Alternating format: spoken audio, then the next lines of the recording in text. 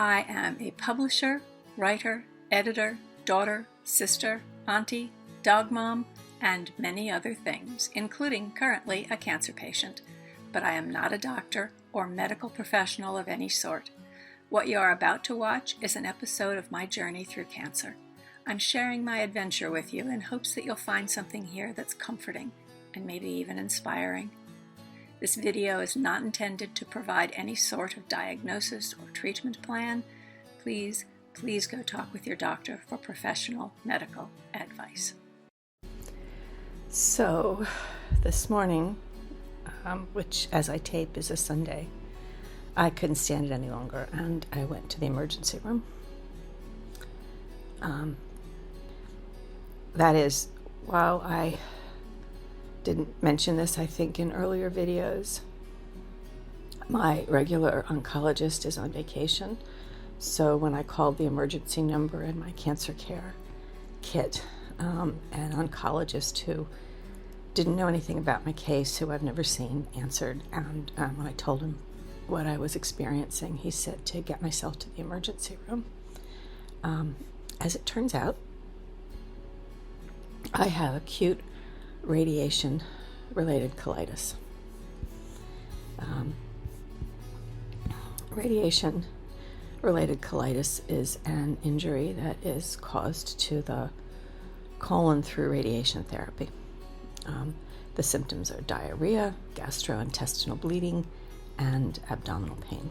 And somewhere between 20 and 30% of all patients receiving radiation will, in their pelvic area, will experience radiation-related colitis, and somewhere between 15 and 20% of those patients will experience chronic radiation colitis. Acute radiation colitis usually presents within 60 days of treatment, and mine presented at about 4.5 weeks into treatment.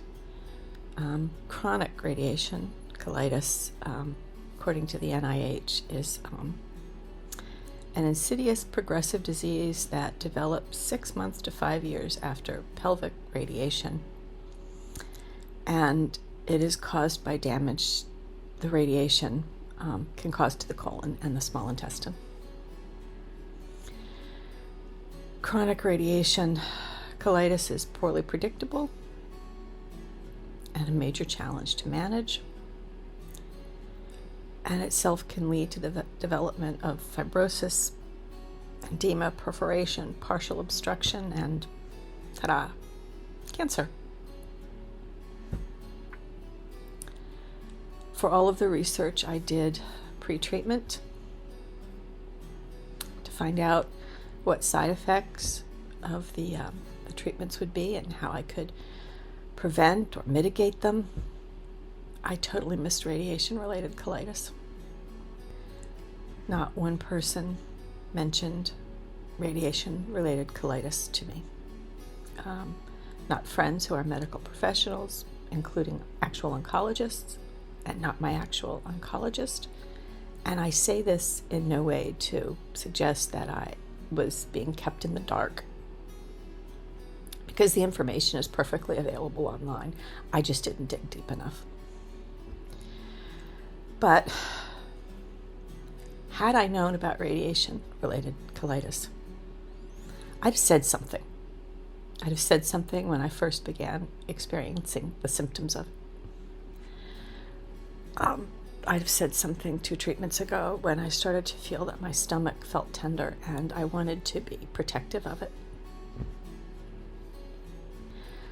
I have said something at my last treatment when the cramps and my pelvis were becoming incredibly uncomfortable. The NIH says that, I'm going to read this, owing to the difficulty in managing the complications of acute and chronic radiation colitis, particular attention should be focused on preventive strategies. And maybe if I'd have taken a break from radiation treatments a few days ago, I might have been spared today, sweating and shaking in the emergency room with little or no control over my colon, which is a whole lot of fun.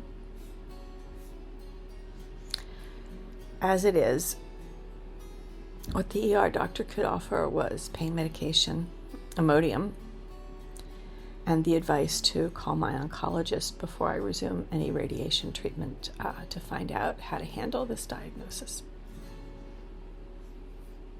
If you liked this video, don't forget to give it a like, subscribe, and ring the bell.